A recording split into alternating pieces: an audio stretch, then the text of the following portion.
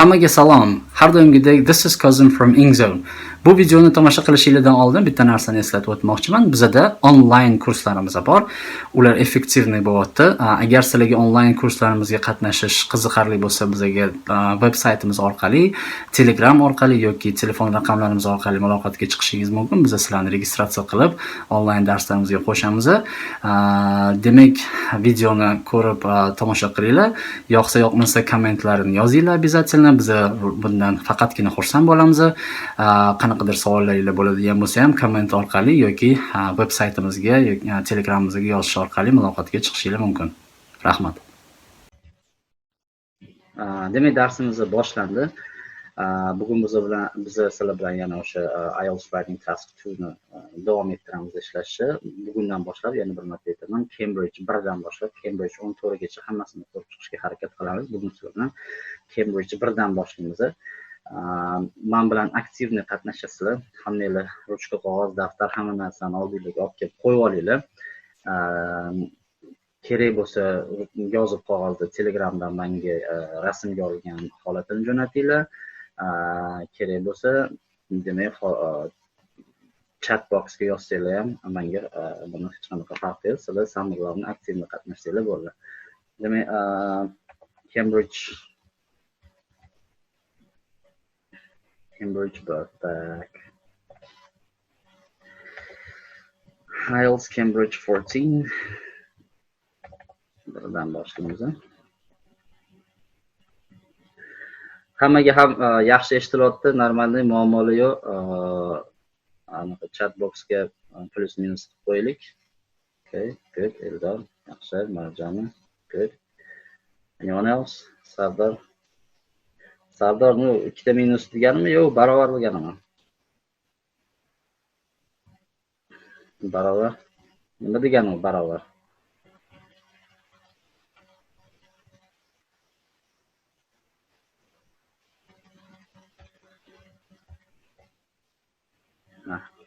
Okay. Xo'p, demak, IELTS Writing Task 2, Cambridge 1. Darsda davom etamiz sizlar bilan. Xo'p,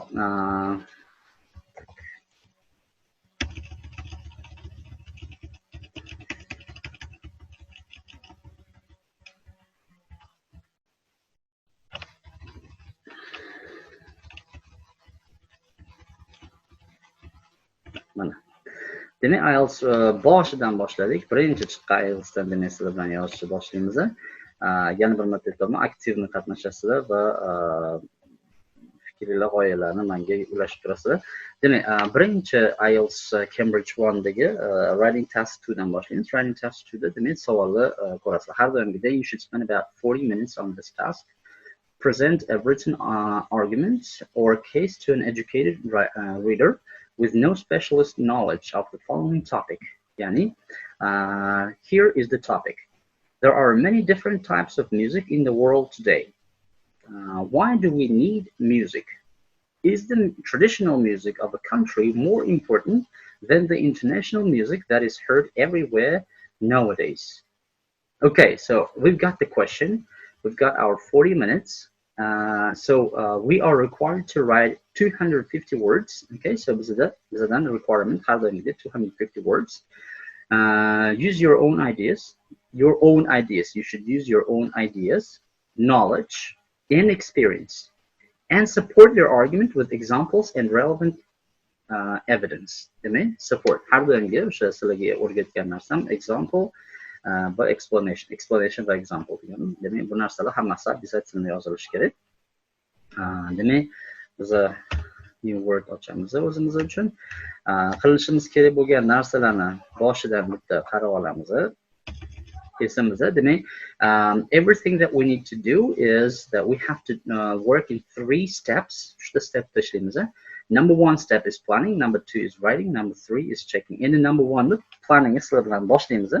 Demak, savol qo'limizda bor, analiz qilishni boshlaymiz. Savolni analiz qilishi nimadan boshlanadi? Demak, birinchi qilishimiz kerak bo'lgan narsa, ahamiyat beringlar, bizda bu yerda mana question type. Qanaqa tipdagi question?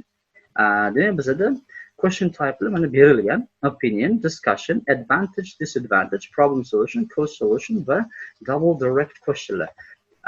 Bu savol yaxshi deb ahamiyat beramiz va savollar analiziga o'tamiz. Demak, there are many different types of music in the world today. Bugungi kunda juda ko'plab musiqalar turlari bor. Demak, why do we need music? Nima uchun bizga demak musiqa kerak? Why do we need music? Is the traditional music of a country more important than the international music that is heard everywhere? Ya'ni traditional musiclar davlatning bitta davlatning traditional musiklari international ko'proq odamlar tomonidan eshitilayotgan international musicdan importantroqmi degan savol beryapti. Importantroqmi, important emasmi degan savol beryapti. Importantmi deb savol beryapti. Demak, sizlardan savol berayotganda sizlarning fikringlarni so'rayapti, to'g'rimi? Bu yerda discussionga tashlayotgani, discuss qilayotgani fikrlarni. What do you think degan ma'noda kelyapti. Demak, sizlar bu birinchi analiz qilib olishinglar kerak bo'ladigan narsa. Demak, bu yerda bizda opinion essay. Biz o'zimizning opinionimizni berishimiz kerak. Is it more important or is it less important? Or maybe the international music is more important. Demak, siz o'sha narsalarni ajratib olishingiz kerak. Demak, bizda bu savol opinion essay bo'lyapti. Opinion essay bo'lgandan keyin, demak, nimaga biz bu savol turini ajratib olamiz? Keyinchalik biz struktura yasashimizga osonroq bo'ladi. Strukturada opinion essayda nimalar qo'yishimizni bilardik. O'sha narsaga yengillik kiritish uchun biz savolni turini birinchi ajratib olamiz sizlar bilan. Keyingisi question analysis. Ya'ni question analysisga kelganda har doimgi aytganimdek sizlar bilan savolni analiziga o'tamiz. Ya'ni what is the general topic of the question? What's the specific topic of the question? Demak, what is the general topic of the question? Nima deb o'ylaysizlar? Bu holatda general topic of the question. Sizlar mani kutib o'tirmasdan mana keyingi ishlash jarayonlarimizda sizlar iloji boricha tez уже mana men gapirib ketayotganimda sizlar mana bu chat boxga o'zingizlarning fikrlaringizni yozib qo'yinglar. Demak, birinchi qilishimiz kerak bo'lgan narsa question type. Sizlar o'zingizlarnikini masalan men gapirib turgan vaqtim o'zida ham yozib olsanglar bo'ladi. Question type mana bunaqa. Masalan general topic mana bu, specific topic mana bu. Ya'ni men tushunishni boshlayman, что sizlar уже savolni ichkaridan tushunyapsizlar, ya'ni tuban tushunyapsizlar va men bilan birga ketyapsizlar. Ya'ni general topic of the question bu holatda nima bo'ladi? General topic of the question, there are many different types of music. Demak, types of music bu general topic. Ya'ni type of musiclar juda ko'p, masalan rock, country, classic. Yes, there are many types of musics that you know. So we are not going to talk about the types of the music. Shuni esingizda tursin. Demak, sizlar har xil tipdagi musiqlar haqida bu essayda yozmaysizlar. Sizlar yozishingiz kerak bo'lgan, sizlardan talab qilinayotgan traditional music of the country or international music. Tushundinglar? Demak, biz general topic ajratib oldik. Nimaga ajratib olamiz? Yana bir marta general topic biz u haqida yozib qo'ymasligimiz uchun. Specific topic ajratib olamiz. Specific topic bu yerda bizda traditional music of the country and international music which is heard everywhere nowadays. Demak, traditional music bilan international music ajratib oldik. Keyingi qiladigan stepimiz nima edi? Sizlar bilan demak, qaranglar. Question type analysis, question type qildik, question analysis qildik. Endi biz sizlar bilan idea generationga kelamiz. Question analysisga o'tayotgan paytimizda what type of question, mana bu savolga biz javob berdik. What type of question ligini biz bildik. What is the general topic bildik. What is the specific topic bildik. Question typelarni analiz qildik. Endi biz sizlar bilan idea generation prosesini ko'ramiz. Idea generation process mana bu yerda qisqa tushuntirilgan. Demak, idea generation biz keep it simple qilishimiz kerak. Simple idea generation qilishimiz kerak va savolni ask yourself a direct question deganman. Savolni yengillashtirishingiz kerak degandim. Esingizda bo'lsa, savol yengillaштirish bu holatda takkak bu IELTS birinchi publishlardan biri bo'lgani uchun bu yerda savollar unaqa qiyin emas o'zi aslida. Chunki savol o'zida konkretni yengil savol berib qo'ygan. Why do we need music deb qo'ygan. Ya'ni bizga musiqa nima kerak? Demak, biz birinchi analiz qilib olishimiz kerak bo'ladigan narsa savollar analizida biz kerakli keywordlarni ajratamiz. Bu yerda keywordlardan bittasi mana why do we need music? Mana why do we need music? Mana shu savolga javob berishimiz kerak. Demak, biz idea generatsiya qilayotganimizda давайте o'ylaymiz, musiqa biz uchun nimaga kerak? Musiqa biz uchun nimaga kerak? Sizlar ideyalaringizni tashlanglar, men buni qarab turaman. Ya'ni why do we need music degan savolga birinchi qisqa masalan to relax masalanda dam olish uchun, to mana yog'ini o'zi sizlar yozinglar. Men hozir sizlarga hamma narsani aytib bersam, sizlarga yengil qilib qo'yaman. Tez yozamiz, vaqtimiz kam, ulgurishimiz kerak. Ideya, g'oya.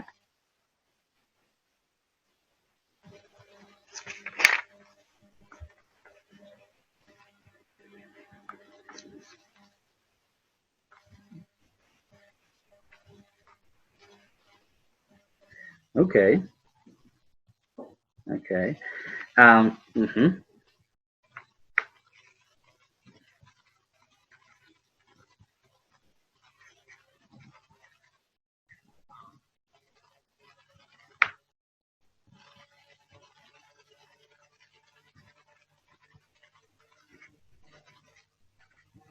To enjoy. Yaxshi. Bo'shashmaymiz, yaxshi, zo'r.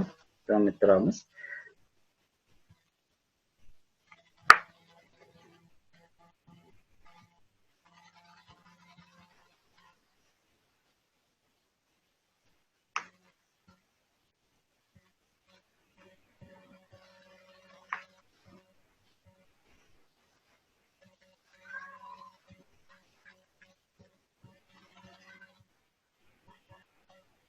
Get motivation.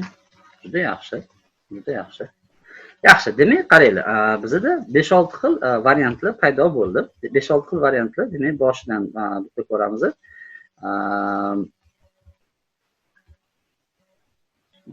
Tasavvur.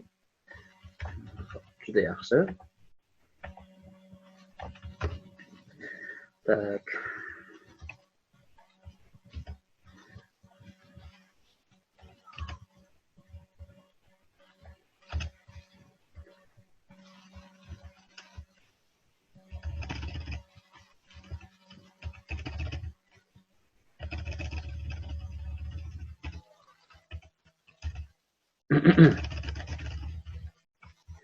Hop.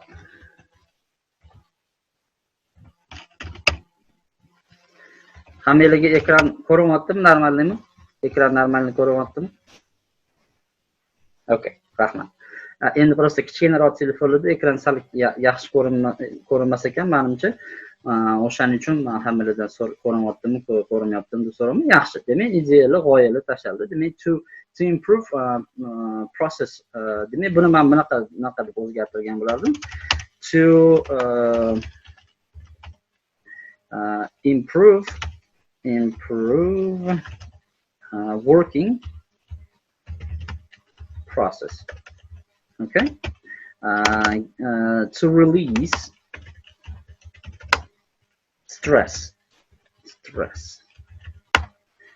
Degan bo'lardi. Mana sizlar sal g'oyalarni rivojlantiraman. To get out of shock emasdi, to release, ya'ni stressni chiqarib olish uchun. Shock, to get out of shock, shockdan chiqib ketish ma'nosida. Unaqa desa ham bo'ladi. Men sizni g'oyangizni nimaligini tushundim, lekin to release stress degan chiroyli.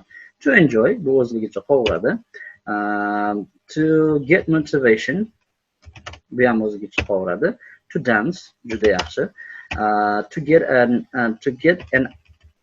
get an adrenaline bo'lmaydi, sababi adrenalin bu sanoqsiz narsa. To get some adrenaline bo'ladi. O'shaning uchun ehtiyot bo'lamiz. To get some adrenaline. To keep calm.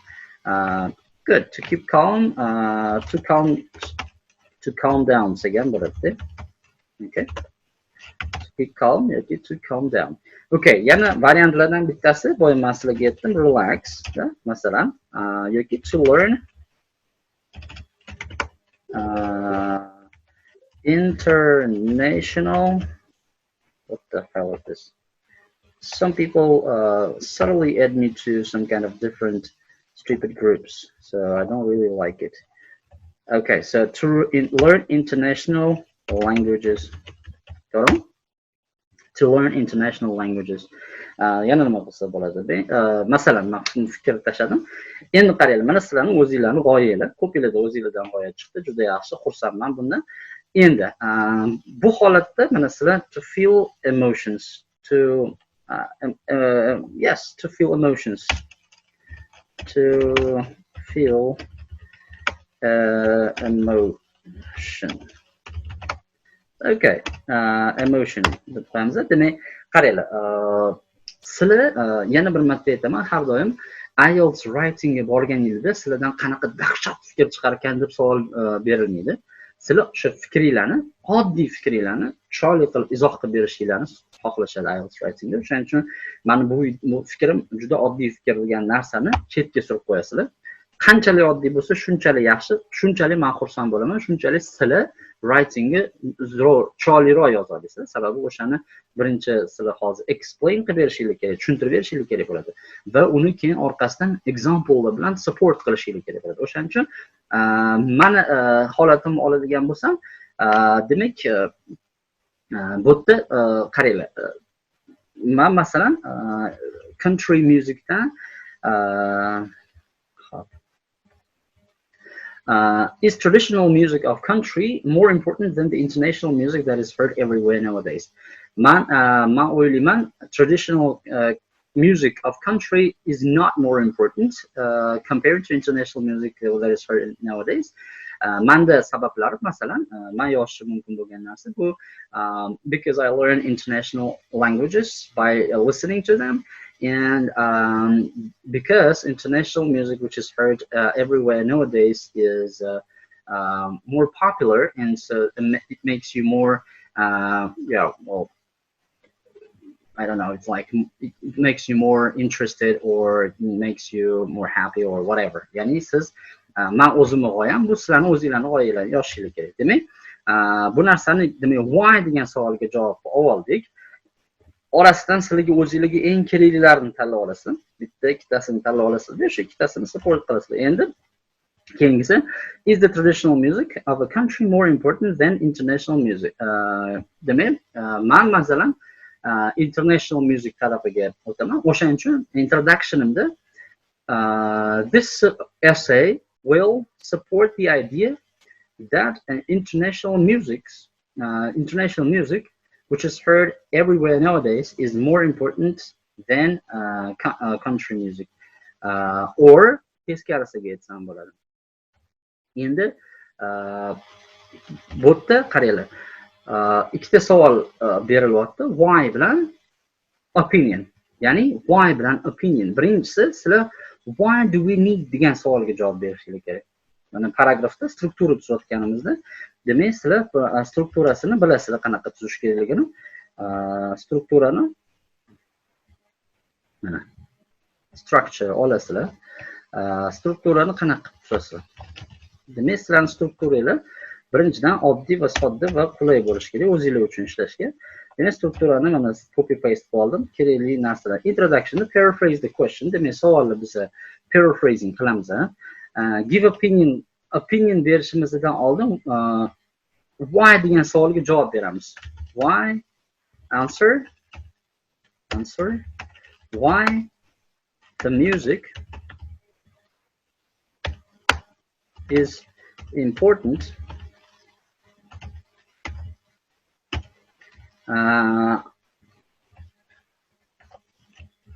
Give opinion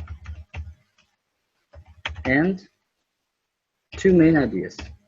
Demak, qaranglar, bu yerda biz paraphrasing qildik. Paraphrasingdan keyingi qiladigan narsamiz, demak, answer why the music is important. Why music is important. Give opinion and two main ideas. Demak, bu introductionda ketdik. Main body part 1da birinchi idea 1 yozdingizda, demak bu yerda we will answer the question why. Demak, topic sentence. Bu yerda bizda explain why is music important. Demak, mana bu topic sentence'imiz bo'ladi.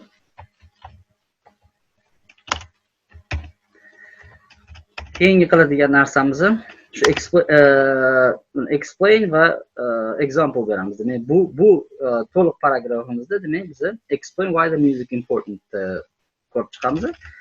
Body part 2 da demak biz opinionimizni ham beramiz.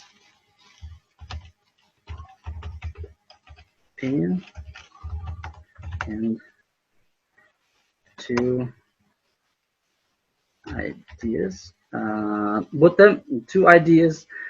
Xohlasanglar two bersanglar bo'ladi. Xohlasanglar one idea bersanglar ham bo'ladi. Give one idea. Qarash o'zingizga qarab.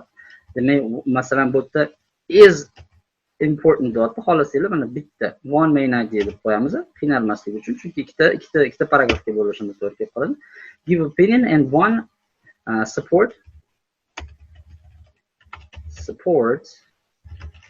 one main idea. Explanation va hokazo. Demak, dalcha conclusion da state your opinions, summarize one idea. State your opinion, summarize my opinion, state your opinion.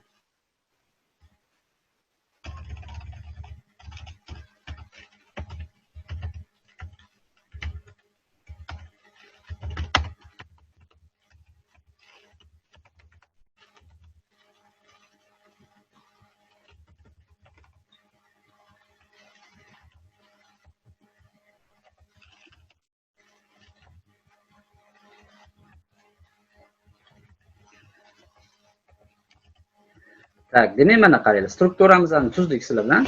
Strukturamizda bizda aytayaptiki, structure, planning, demak introductionda paraphrase the question. Savolni paraphrasing qilamiz. Answer why music is important. Javob beramiz, demak nimaga musiqa zarur? Why is music important degan savolga javob beramiz. Give opinion and one main idea. O'zimizning fikrimizni berib turib, bitta main idea berib qo'ysak ham bo'ladi. Masalan, o'zingizga tanlagan, xohlagan bitta mana shu sabablaringlarni sizlar ko'rsatishingiz mumkin. Nimaga international music important? Tushundinglar? Demak, keyingisi main body part 1 da topic sentence explain why is music important va ikkinchisida give opinion and support main idea. Demak, ikkinchisida o'sha boyagi ikkinchi savolga javob beramiz va mana shunaqa struktura. Mana bu strukturamiz tayyor bo'ldi. Demak, qilishimiz kerak bo'lgan strukturani qilib oldik. Endi nima qilamiz demak? Structure planningni qilib oldik. Endi biz ikkinchi etapga o'tamiz. Writingga o'tamiz. Demak, yozish protsesini boshlaymiz. Writing. Demak, putting unnecessary information in can make it meaningless. Ya'ni kerak emas narsalarni biz qo'ymaymiz. Qo'yishimiz kerak bo'lgan narsalar, demak, o'zimizning fikrlarimizni to'liq va aniq boylarimizni ko'rsatib beramiz. Xo'p, keyingi qilishimiz kerak bo'lgan etapga o'tamiz. Demak, writing. Birinchi qilishimiz kerak bo'lgan narsa writingni biz sizlar bilan ko'rdik. Demak, paraphrase the question. Demak, oddiy qilib paraphrasing the question o'tamiz. Paraphrase the question. There are many different types of music in the world. Demak, bu yerda biz sizlar bilan eng asosiy keywordlarni, specific keywordlarni ajratib olamiz. Masalan, many different types. Bu demak specific keywordlardan hisoblanadi, to'g'rimi? Demak, different typesga qanaqa qilib sinonimlar, ya'ni nima sinonimlarni berishingiz mumkin? Menga yozinglar. Different types.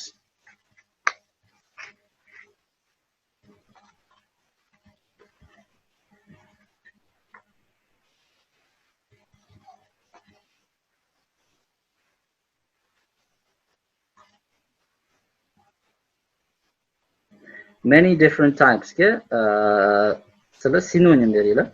Many different types of music. Various, to'g'ri. Various sort, yes. Various sort, yes. Others deganda boshqalar bo'lib qoladi. Many different types ga to'g'ri kelmay qoladi. Ya'ni many different, sizlar keywordlarni, specific keywordlarni ajratib olib, ularga sizlar o'zingizlarni demak sinonimlarni birinchi ajratib chiqishingiz kerak bo'ladi. Tez. Sababi o'sha sinonimlarni yozib olsanglar, keyin sizlarga writing qilayotganda o'sha sinonimlar yordam beradi. Demak, many different types of music ga ikkita uchta sinonim yozib olamiz. Diversity, distinct, to'g'ri, diversity, distinct, distinct, yaxshi.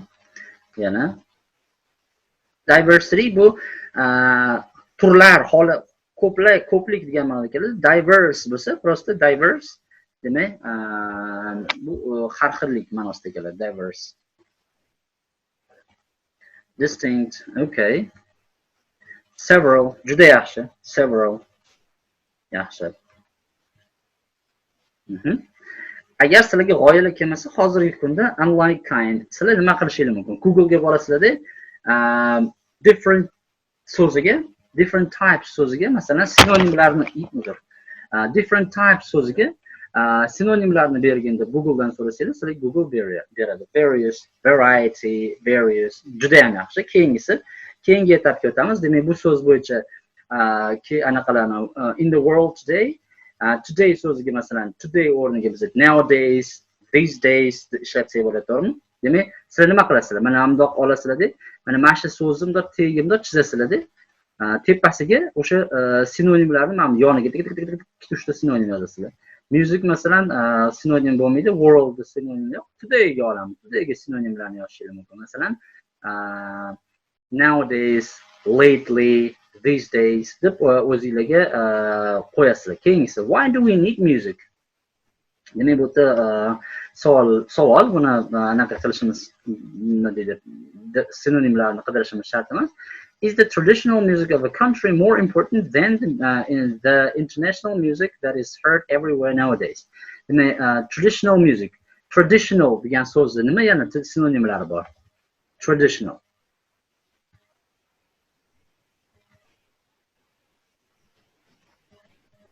Qidiringlar, izlaninglar. Traditional. National, to'g'ri. Yaxshi. Yana.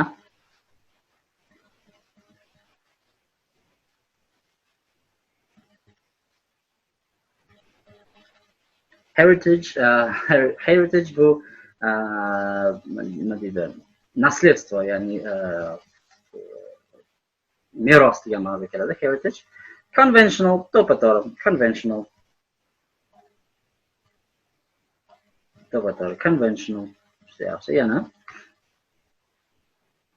Mayli, mana demak, traditional ga national bilan conventional yozdik. Juda yaxshi. Davom etamiz. Sizlar bu yerga mana sig'maydi-ku, qayerga yozaman degan savolinglar bo'lishi mumkin. Sizlar nima qilasizlar? Bunda chiziqcha chizasizlar, shu traditional bunda chizuvchi chizasizlar, mantiqga yozib qo'yasizlar. Ya'ni bunda chizuvchi chizib turib, mantiqga yozib qo'yasizlar. Transmitted, conservative. Okay. Xo'p, demak, bu bo'yicha ham sinonimlarni oldik. Keyingisi country. Countryga land yoki boshqa more importantga important so'ziga demak nima sinonimlar bor? Important so'ziga masalan. Important. Necessary. Sal boshqacharoq yoziladi. Necessary.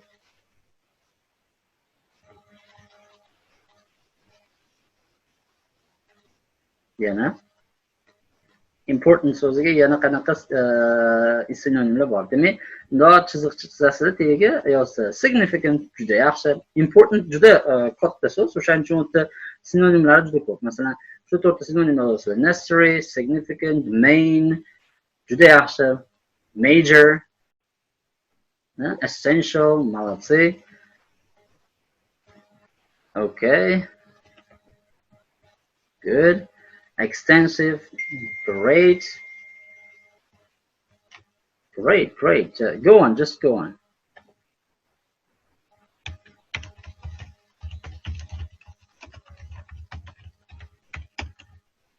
Oops.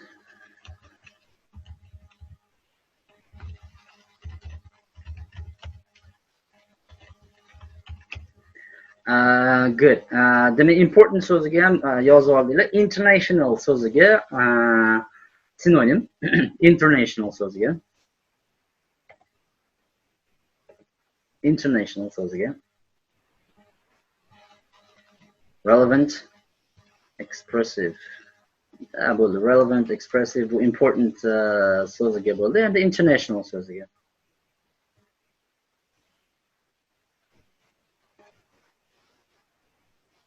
Global, general, yo'q, general bu umumiy bo'lib qoladi. Worldwide juda yaxshi. Global juda yaxshi. Yaxshi. Biror молодец. Universal, universalni bo'lib qoladi. Universal bo'lmaydi. To'g'ri. Universal deganda universalni, ya'ni umumiy degan ma'no bo'lib qoladi. Bo'shashmaylar, qolganlar davay. General ham umumiyga to'g'ri kelib qoladi Eldor. Shuning uchun general, universal to'g'ri kelmaydi. Worldwide, global, among nations da. Influential yo'q. Influential bu ta'sir qiluvchi. Ta'sirga ega bo'lgan, ta'sir qiluvchi degan ma'noda keladi. Influential. Cosmopolitan. Okay, that's great. Cosmopolitan, yep. Intercontinental. Intercontinentallar o'rtasida bo'ladi, uni ham ishlatsak bo'ladi. Intercontinental. It's also good. Mana ko'ryapsizlarmi, g'oyalar mana shunaqa qilib sekin-sekin rivojlantiriladi, yaxshi. Demak, sinonimlarni okay, conventional. Okay, bu ham sal noto'g'ri so'z bo'lib qoladi. Demak, bizda kerakli ikkita uchta so'zlarni tanlab olamiz. Demak, music that is heard everywhere nowadays. Nowadays ki bu today, lately, nowadays yana variantlarini agar sizda bo'lsa tashlab olinglar. Demak, hozir sizlar bilan biz kerakli so'zlarga biz o'zimizni sinonimlarni interpolitical. Okay, juda yaxshi. Yaxshi. Endi bitta narsa bor, sizlarga har doim aytadigan narsam, hozir ko'p yillar balki oranglarda internetdan, Googledan yoki boshqa joydan o'sha sinonimlarni qidirayotgandirsizlar. Sinonim qidirganingizda men nima qanaqa qidiringlar deyotganim, sizlar shunaqa qidiringlarki, o'sha topgan so'zlaringlar sizlarga oldin sizlar u so'zlar bilan oldin ishlagansizlar, u so'zlarni oldin ko'rgansizlar. Agar sizlar u so'zni birinchi marta ko'rib turibsizlar, sizlar olib turib uni paqillatib essayga qo'yib yuborsanglar, hozirgi holatda imkoniyat bor o'sha so'zni yaxshilab o'rganib chiqishga. Ya'ni men bu so'zni topdim, mana shu so'z qanaqa ishlatilar ekan deb yana o'sha Google'ga mana shu so'zni how to use this word in English in a normal sentence deb savol bersanglar, demak sizga variantlarni beradi, sizlar o'rganib chiqasiz. Demak o'sha so'z qanaqa ishlatilinadi. Lekin sizlarga yangi hayotingizda oldin ishlatilmay yurgan, ishlatmagan so'zlaringlarni birdaniga IELTS writingga keldinglar deb bangalatib yozib qo'ysanglar, bu so'z sizlarni xatoga yo'naltirib qo'yishi mumkin yoki ma'nosini o'zgartirib qo'yishi mumkin. O'shaning uchun sinonimlarni bilan ishlaysizlar, lekin sinonimlarni ham iloji boricha shunaqalarini tanlaylarki, чтобы o'sha sinonimlar sizlarga tushunarli va examinerga ham tushunarli bo'lsin. Simple bo'lsin, lekin bu degani 3 ta so'zdan, 3 ta harfdan iborat simple so'zlarni yozinglar degani emas. Simple bo'lsin, shunaqa darajadagi, чтобы sizlar o'zingizlar shu narsani yaxshi tushuninglar, shu so'zni yaxshi tushuninglar. Demak, mana shu narsalari important. Hozir, demak 1 minut hozir vaqtimiz qoldi, 40 minutimiz tugab qolar ekan, o'sha demak sizlar bilan multinational yaxshi. Demak, sizlar bilan hozir nima qilamiz? Biz birinchi hozir sizlar bilan tanaffus davomida har doimgidek introduction yozamiz. Introductionda yana bir marta ahamiyat beringlar. Demak, paraphrasing qilasizlar. Sizlar bilan biz introductionlarni yozdik. Nima qilishinglarni. Men buni yana keyin tashlab yuboraman. Hozir sizlarga paka mana shu taraf, mana shu joyini tashlab turing. Telegramga. Demak, ketdi. Hop, ketdi mana. Hop, demak sizlarga strukturasini yozdim. Introductionda hozir sizlar paraphrase the question qilasizlar. Answer why music is important. Qisqa qilib answer qilasizlar introduction o'zida. And give opinion and one main idea. Ya'ni sizlar hozir mana shu 3 ta narsani introductionga yozib, hammanglardan shu yerda hozir bor nechta odam bo'lsa, hammanglardan shu narsani polностью yozishinglarni talab qilaman va kutaman. Demak, 10 minutdan keyin qaytib ko'rishamiz sizlar bilan.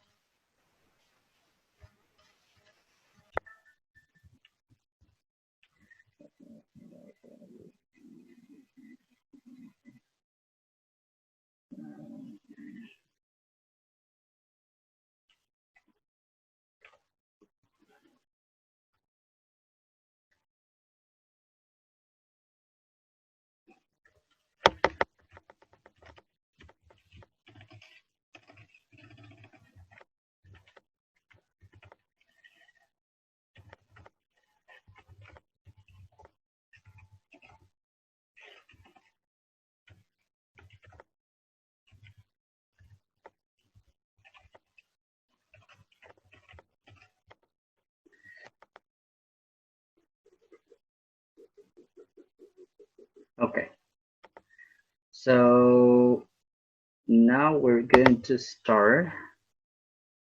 I'm going to share the screen. Right.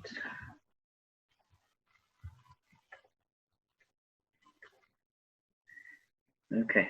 I just want to see if you guys done something. So Imran, there are various kinds of music in the world which we need to listen. Conventional music, information, foundation, the Medina. There are several types of music in the world nowadays. These days, music can give us motivation. Give us to get motivation. Must give us motivation and improve working process. Also, it need people to release stress. We need it. Also, we need it to release stress. In my view, the traditional music of a nation is more significant than the global music. Is more significant because when the people listen to music, they can know history of the country and keep culture. Okay.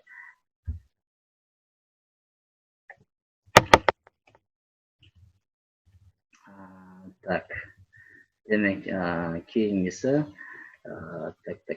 tak. Yaxshi.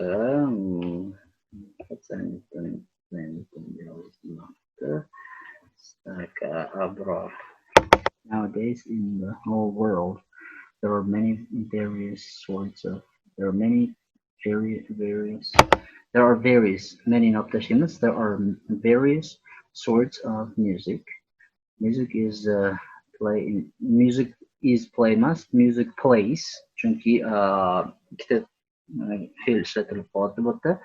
To be fe'li va ikkinchi fe'l to be fe'li agar u auxiliary verb bo'lib keladigan bo'lsa ishlatishingiz mumkin. Undan keyin playda ing qo'yishingiz kerak yoki ed qo'yishingiz kerak agar u passive voicega aylansa. O'shaning uchun musicdan keyin is qo'yamiz. Music plays important present simple bo'ladi. Music plays more important and plays an important role in human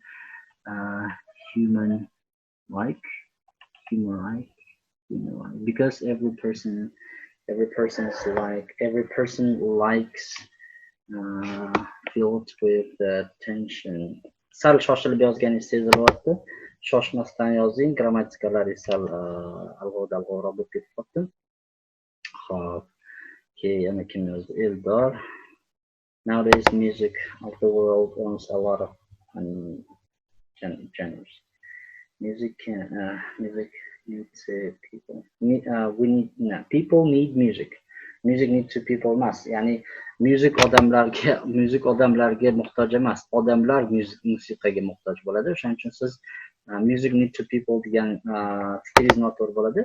People need music deb aytasiz. Ya'ni birinchi ingliz tilida har doim bizda nima bo'ladi? Bizda ega. Ingliz tilida ega asosiy rolga chiqib turib, undan keyin fe'l keladi, undan keyin object va gap davom etadi. O'shaning uchun music need to people emas. People need music to release stress, to relax, to get some adrenaline good. Almost most of people here during the training or to improve yana ikkita preposition nimaga kerakligini men tushunmayman. Juda ko'p yo'lda hatto shunaqa xato bo'ladi. For ham, to ham, some ham, any ham qo'shib qo'yasiz bitta joyi o'ziga. Buni keragi yo'q. For qo'ydingizmi? For bilan ishlaysiz. To ni qo'ydingizmi? To bilan ishlaysiz. Ikkala preposition bitta joyda nima qilayotganini men bir xillari tushunmay qolaman. Demak, albatta sizlarga hammanglarga albatta. Sizlarga yana bir marta aytaman. Bugungi darsimizda hozir sizlar bilan bitta mavzuni, bitta anaqani ko'rib chiqayotgan bo'lsak, sizlardan keyingi bo'ladigan gruppa bilan уже ingliz tilida ko'proq основном ingliz tilida bo'ladi u dars. Boshqa mavzuni ko'rib chiqamiz. Sizlarga maslahatim hammanglarga bugungi mana hozirgi videoni hali kechroq yana video YouTube'ga upload qilaman. Buni ko'rib chiqinglar yana bir marta. Bundan keyingi qo'yiladigan, ya'ni ikkinchi gruppamni, uni IELTS Pack 2 gruppaniki yoki mavzusini yozib qo'yman. Cambridge Test 1, Cambridge 1 Test 2 deb yozib qo'yman. Sizlarniki Cambridge 1 Test 1 bo'lyapti. Hozir sizlar bilan ishlayotganimizda ular bilan Cambridge 1 test 2 ustida ishlaymiz. Uni ham qo'yaman sizlarga. Ingliz tilida bo'ladi u ko'proq. Yana o'shani to'liq ko'rib chiqishinglarni maslahat beraman, chunki u orqali ham ko'proq narsa o'rganasizlar. YouTube'da nimadir muammo bo'lyaptimi sizlarda yozib yuboringlar. YouTube'da ko'rayotganingizda nimadir muammo bo'lyaptimi? Odatda YouTube'da hech qanaqa muammo bo'lishi kerak emas, sababi YouTube hozir trafikni yengillashtirgan, upload qilgan narsalar tezroq, ya'ni muammosiz ko'rinishi kerak. Kimdadir muammo bo'lyaptimi, yo'qmi? Please chat boxga yozinglar. If you have a yo'q, muammo bo'lmayapti. Okay. Qaranglar. Kim o'zi aslida ko'ryapti, kim ko'rmayapti, men uni to'g'risini aytsam, detalni kim nima qilayotganini bilmayman, lekin men download qilib ko'raman. Demak, qaranglar, download qilib ko'rsanglar ham bo'ladi, primoy ko'rsanglar ham bo'ladi, uni farqi yo'q hech qanaqa. Sizlardan talab qilinadigan narsa,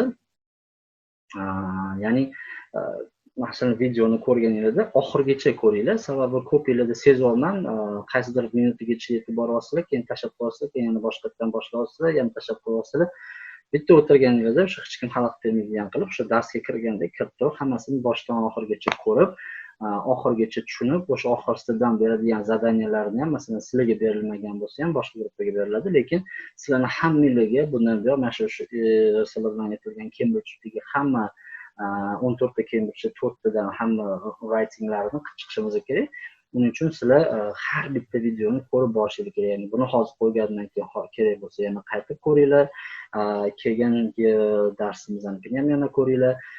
Men orada yana ilhom yaxshi kelib qolib, kechki payt yana sizlar bilan ishlagim kelib qolsa, yana 1 soatdan keyin yoki yarim soatdan keyin, 1,5 soatdan keyin onlayn bo'linglar, Zoomda ko'rishamiz, yana obsujeniya qilamiz deb yozishim mumkin.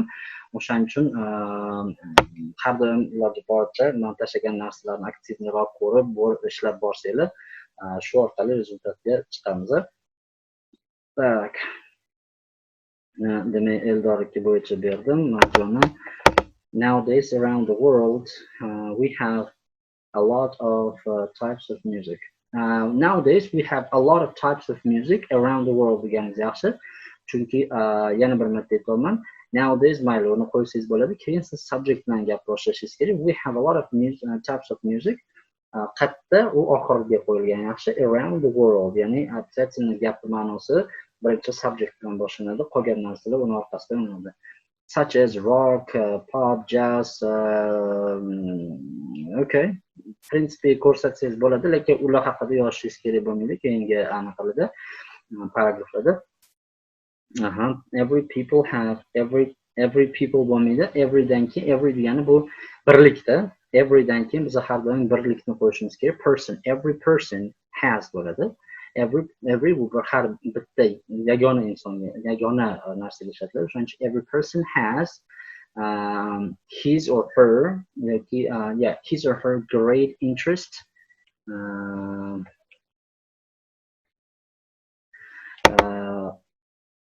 great interest in listening.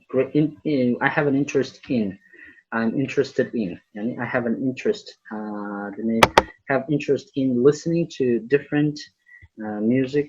People want to listen music for yana two yana bir marta ko'rasizlar. Hozir buni oldingi kommentimda ham shuni aytdim. Yana shu narsa qaytarilyapti. Preposition ikkita kelishini masalada nimagaligini tushunmayman. Nimaga for ham to ni aytasiz. For getting motivation bo'ladi yoki to get to give motivation. Then people want to listen music to give mas odamlar kimgadir motivation berish emas, get motivation, ya'ni olmoqchi. To get motivation and to learn another language. Therefore music is part of our daily life. Endi qarang, Marjona, sizni xatoyingiz bu yerda siz har bitta narsani yozishga harakat qilib ko'rmagansiz. Sababi siz savolga javob berayotganingizda savolda aniq savol berilyapti. Savol sizdan so'rayotgan narsasi is conventional music, ya'ni national music more important than international music deyapti. Siz shu savolga javob bermayapsiz. Ya'ni siz keyingi essayingiz keyingi qismlarda siz international musiclar haqida gapirasizmi yoki conventional national musiclar haqida gapirasizmi? Qaysi biri ko'proq kerakligi haqida yozishingiz kerak. Bu narsani обязательно ko'rsatishingiz kerak. Mana bu yerda sizni xatoyingiz. Qolganlarda ham balki shunaqa xato bo'lgandir. Eldorkin ham ko'rmadim. Nowadays international music is famous then is more famous bo'ladi. Sababi then ni qo'yyapsizlar comparative bu yerda esingizda tursin comparative ishlatganingizda sizlar обязательно more qo'yishingiz kerak. Is more famous than nation music between younger national between younger bo'lmaydi between a young generation youngsters between young people aytishingiz kerak. Younger deganda younger ya'ni bu boyagi comparative ya'ni yoshroq degan ma'noni anglatib qo'yasiz. O'shaning uchun siz yozayotganingizda siz iloji boricha detalliroq qarashga harakat qilasiz. Har bitta yeriga aytganman, writing qismiga mana sizlar bilan hozir planning qolgan narsalarni hammasini qilib keldikda, for writingga keldik. Writing qilayotganingizda qanaqa qilasizlar? Обязательно bitta gap yozasizlar, to'xtab turib orqasidan bitta o'qib chiqib xatosini tekshirasizlar. Keyin ikkinchi gap yozasizlar, to'xtab turib ikkinchi gap o'qib turib xatosini tekshirib ko'rasizlar. Uchinchi gap yozasizlar, birinchi paragrafingiz tugadi. Birinchi paragrafingiz tugagandan keyin yana boshidan полный paragraf o'qib chiqasizlar. Sababi birinchi sentence yozganingizdan keyin tekshirishinglar u grammar mistake, vocabulary mistake tekshirasizlar. Ikkinchisida ham xuddi shunaqa grammar mistake, vocabulary mistake ga qaraysizlar. Uchinchisida ham xuddi shunaqa. To'rtinchisida sizlar to'liq hammasini tekshirib chiqayotganingizda qanchalik bu coherence va cohesion tekshirasiz. Ya'ni qanchalik ma'no jihatdan gaplar bir-biriga bog'lanyapti va ma'no jihatdan ketma-ketlik to'g'ri ekanligini tekshirishingiz kerak. Buni men sizlarga o'rgatgandim. Har safar yozganingizdan keyin tekshirasiz. Tekshirishni o'rganishingiz kerak. Men YouTubega upload qilayotgan videolarimda ham aytaman, xato tekshirishni o'rganishingiz kerak. Uni ham yo'llari bor. Ularni ham sekin-sekin hammasini ko'rib o'rganib borasizlar. Demak, Jamshid, nowadays there are various types of music bo'ladi. Various of music bo'lmaydi. Обязательно there are various types of music in the world. In the world obdashimiz world biz ishlatdik. Globe boshqa sinonim ishlatishimiz kerak. Savoldagi iloji boricha savoldagi so'zlarni qaytarmaslikka harakat qilasizlar. We need music because we can learn foreign languages through listening to it and relax. And to relax bo'ladi. And mana bu yerda we need music because we can learn foreign languages through listening to it and we can relax. Yani we can learn dan boshlaymiz and we can relax. We can yani qo'shish обязательно qo'shish kerak bo'ladi chunki siz gapingizni aniqligini yani ma'no jihatdan and dan keyin boshlangan narsa xuddi o'sha narsani davomini olib ketish kerak, o'zgarib qolish kerak emas. Keyingi. This essay will argue that global music is essential rather than traditional music because it, as I gave opinion about, we can learn language. And but the argument ko'rsatishlar shart emas, sal noto'g'ri bo'ladi, sababi discuss deb aytayotgani yo'q. Sizlar o'zingizlar do you think, ya'ni bu yerda savol berayotganda is the traditional music of a country more important? Savol beryapti. Discuss qilinglar, argument qo'yinglar, ya'ni bir-biriga taqqoslaydigan degan joyda emas. Shuning uchun siz this essay will dan ko'ra in this essay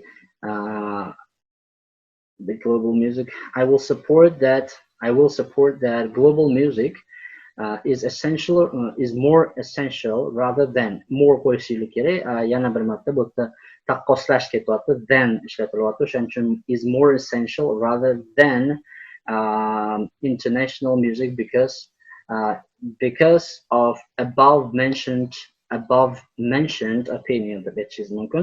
Yana as because I gave opinion about we can learn language deb qaytarilgan narsa bo'lib qolish kerak emas.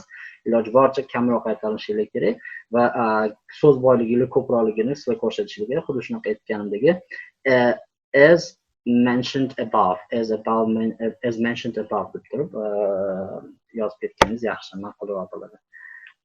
Yana kim tashladi? Biror. In every country in every country has. Demak, in kerak emas. Sabab every country bu subject. In degani u ichida joylashgan joyini ko'rsatadi. O'shaning uchun inni qo'ymaysiz. Every country has its own traditional music. Every country has its own. O'zininki. Owndan oldin siz its qo'yishingiz kerak. Masalan, he has his own. She has her own. They have their own. O'shunaqa qilib gapirishingiz kerak. Every country bo'lgandan keyin bu it. O'shaning uchun every country has its own traditional music. It is more popular it's more popular in own country. Own country deganda siz yana o'sha own so'zini qaytarasiz. Birinchidan bu o'zi noto'g'ri bo'lib ishlatilishi. It is more popular in that country. This, ya'ni o'sha davlatda degan ma'noda keladi. It's more popular in that country. It is more important than the global music. Ya'ni it is yana qaytarilib gaplarni qisqartirib juda ham bu yerda siz simple qilishga harakat qilyapsiz-ku. Men sizlarga simple qilinglar deganda shu har bitta gapdan keyin nuqta qo'yinglar, har subject verb object bo'lib turib qisqartirib tashlaylik degani emas. Siz tushunarli, o'zingiz tushunadigan qilib turib uzunroq sentence yozishga harakat qiling, lekin sizlar yozgan sentensiyalar nafaqat sizlarga tushunarli bo'lishi kerak, bu o'qiyotgan examinerga ham sizlarning yozgan essaylar tushunarli bo'lishi kerak. Demak, yozganlarga yaxshi, hamma yozganlarga nima deydi, 5 baho desa ham bo'ladi. Yozmaganlar nimaga yozmaganini men bilmadim, sababini yaxshi emas. Yozishinglar kerak. Mana Eldor yozdi, Jamshid yozdi. Qahorov Oybek har doimgidek jumla yozishingiz kerak. Marjon yozdi, молодец, Imron yozdi. Ulug'bek alohida tema, Ulug'bek umuman har doim bizda jim nafaqat ingliz tilida o'zbek tilida ham yozmaydilar. Raimjonov nimaga unaqa? Madina молодец. Demak, yozmaganlar yozishinglar kerak, o'zingizlarning ustingizda ishlashingiz kerak. Qolganlar darsga kirolmaganlar videoni ko'rib keyin yozishadi. Hammangizga iltimos, yozib ishlashingiz kerak. Boshqachasiga rivojlanmaysizlar. Demak, men o'zimni taxminiy sizlarga bersam, osonroq tilda tushunarli qilib yozgan bersam, mana sizlar bilan birga vaqtda yozishga harakat qildim. Orasida yana 5-6 minut o'tkazib oldim. Demak, masalan, bizga savollar birinchi qilishimiz kerak bo'lgan narsa, men har doim sizlarga aytganimdek, paraphrasingdan boshlaymiz. Nowadays we are spoiled in choices when it comes to choosing among various types of music. We are spoiled in choices, ya'ni bizlarda spoiled degani o'zi buzilib ketmoq, ya'ni qanaqa ma'noda buzilib ketmoq? Ya'ni taltayib ketish, spoiled childlar, spoiled bolalar, taltayib ketgan bolalar hisoblanadi. Bizda mana bu yerda spoiled in choice degan ibora bor ingliz tilida. Spoiled in choice degani, ya'ni bizda juda ham ko'plab optionlar bor, ya'ni juda ko'plab variantlar bor. Nowadays we're spoiled in choice when it comes to choosing among various types of music. Ya'ni juda ham ko'plab musiqa turlari bor deb aytmoqchiman. Ya'ni biz birinchi gapni paraphrasing from. There are many different types of music in the world today. Xuddi shuni sal boshqacha qilib, nowadays we're spoiled in choice when it comes to choosing among various types of music. Keyingisi, demak, nima qilishim kerak? Why do we need music degan savolga javob bera olamiz. Music helps, savolga javob. Music helps us to release our stress, to get some adrenaline, and to keep ourselves calm. Ya'ni sizlar bergan fikrlardan olib turib, men buni qo'yib chiqdim. Music helps us to release our stress. Release, ya'ni stressimizni chiqarib tashlashga, to get some adrenaline, ozgincha adrenalin olishga, and to keep ourselves calm bo'lib turishga. To my point of view, mening fikrimcha, to my point of view, global music, ya'ni globalni, international music, global music is as Z toptashina, mana bu yerda hammada xato bo'ladi deganimdek, hammada xato bor. To my point of view, global music is as significant as conventional music. Ya'ni global music, international music, as significant, as important as national music. Ya'ni men bu yerda bu savolni ahamiyat berasizlar. Savolda sizlardan, is traditional music of a country more important than international music? Which one is more important deyotgani yo'q. Qaysi biri ko'proq important deyotgani yo'q. Sizlarga traditional music ko'proq importantmi, international musicdan ko'ra deyapti. Ya'ni sizlarga international music, traditional musicdan importantmi deyotgani yo'q. Traditional, national music internationaldan importantroqmi deb savol beryapti. Endi xuddi shu savolga sizlar traditional music dan ko'ra bu importantroq yoki ikkalasi ham o'ziga yarasha og'irligi bor degan ma'noda mana to my point of view global music is as significant as conventional music because foreign music can help us to learn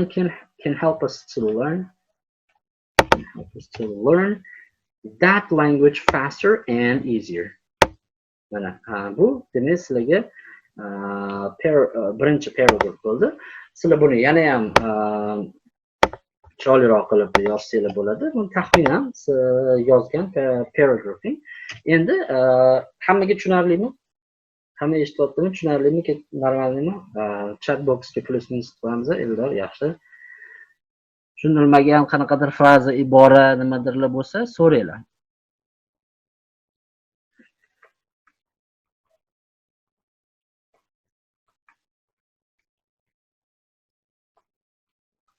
Okay, thank you. So we're going to continue our lesson, and I will try to explain you more about the rest of the essay. So, qolgan qismlari demak paragraph yozamiz va sizlar bilan oxirida conclusion qilishga harakat qilamiz. Aslida ulgurmasligimizni deb o'zim aytayotganim yo'q, mayli. Demak, biz sizlar bilan body part yozdik, and introduction yozdik, and body part o'tamiz. Body part sizlar bilan demak explain why music is important degan savollar. Men o'ylaymanki, musiqa mana bu narsa uchun important. Sababi ko'rsatamiz va misol tariqasida o'zingizlardan mana kelib chiqqan holda aytadiki, use your own ideas, knowledge and experience. O'zingizni knowledge'ingiz va experience, o'zingizdan kelib chiqqan experience ishlatasiz. And support your argument with examples and relevant evidence. Ya'ni misol tariqasida ham o'zingizdan kelib chiqqan holda qo'shishinglar mumkin. Masalan, ingliz tilini o'rganayotganda inglizcha so'zlarni, inglizcha musiqalar eshitaman, ularning lirikalarini o'rganib turib,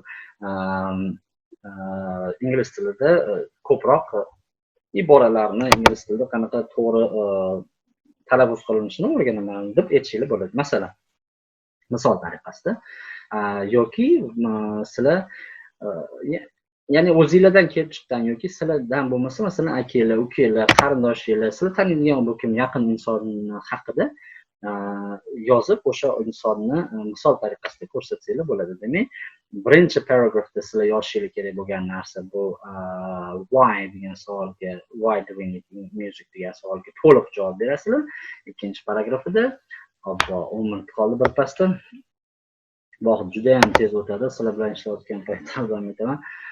Qo'ldan kelgancha harakat qilaman. Demak, sizlardan nima hozir iltimos bo'ladi? Qilinishi kerak bo'lgan narsa, demak, sizlardan paragraflarni yozasizlar. Paragraph main body part yana bir marta aytaman.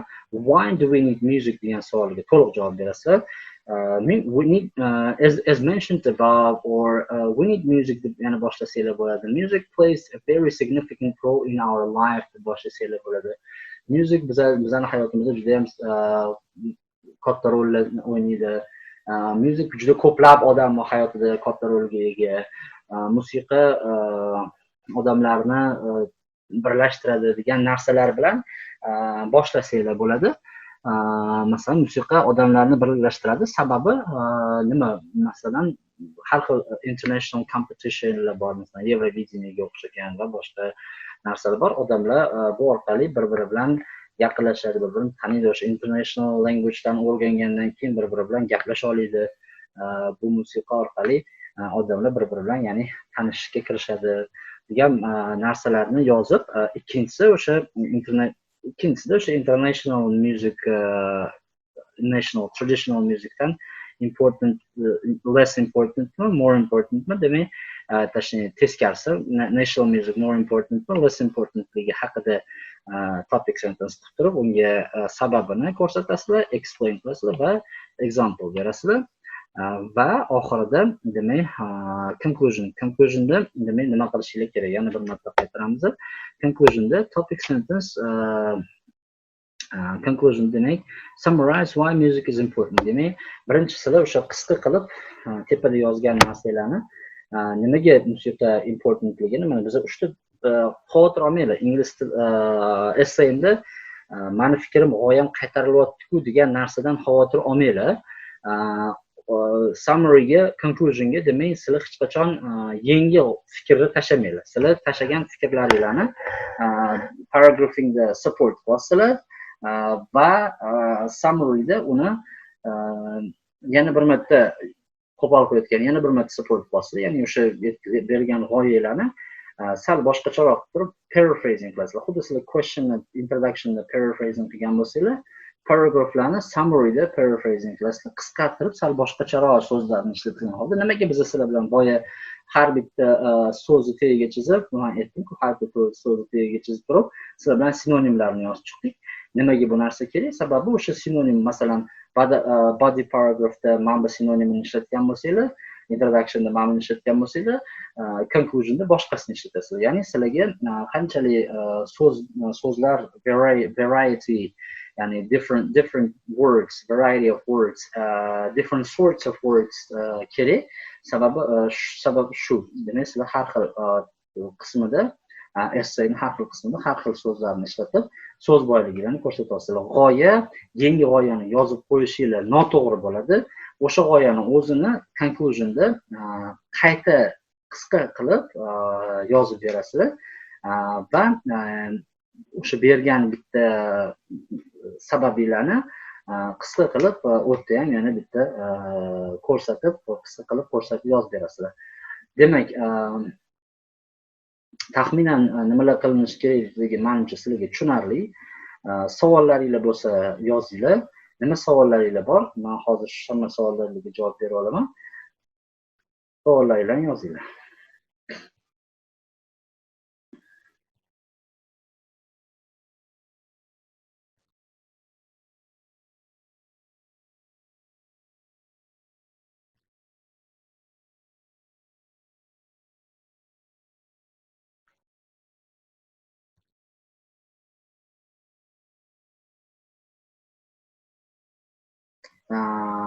Tak, tushunishim bo'yicha savollar yo'q. Grammatika xato qilayotganimizda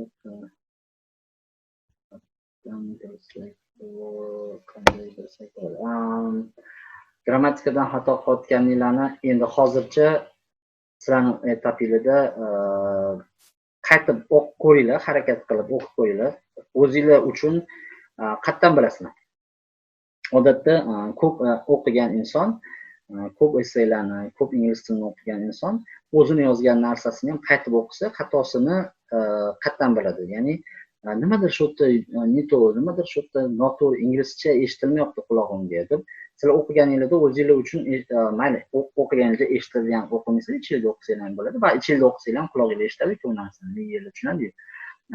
O'sha paytda sizlar sezasizlar. Nimaga qaytib o'qinglar deyotganim, sizlar qaytib bir marta emas, 2 marta o'qisizlar har bitta sentensiyalarni. O'sha paytda o'qiyotganingizda nimadir shu yerda nito degan narsaga baribir his qilasizlar. Endi aniq topa olmasligingiz ehtimoli bo'lishi mumkin hozirgi kunda, sababi sizlar hali unaqa darajada rivojlanmagansizlar. Chiqib qolish ehtimoli bor, ya'ni javobini bilib qolishingiz mumkin. Endi buni vaqti bilan essay yozib o'rganingizdan boyaga aytganimdagi, men hozir har bittalarni essaylarni qarab turib o'sha yerda chiqayotgan katta qo'pol xatolarni mana bitta xato qilasiz, mana bitta xato qilasiz ko'rsatib beraman. Ya'ni birinchi asosiy xatolardan bittasi prepositionlar. Bitta gapda for and to ni yoki boshqa yana prepositionlarni ketma-ketligida qo'yib qo'yishinglar. Keyin subject har doim oldinda kelishini esingizdan chiqarib qo'yishinglar. Subject birinchi keladi, keyin verb keladi, har doim fe'l, subject, fe'l, undan keyin object va qolgan narsalar keladi. Shu narsalarni unutmasliginglar kerak.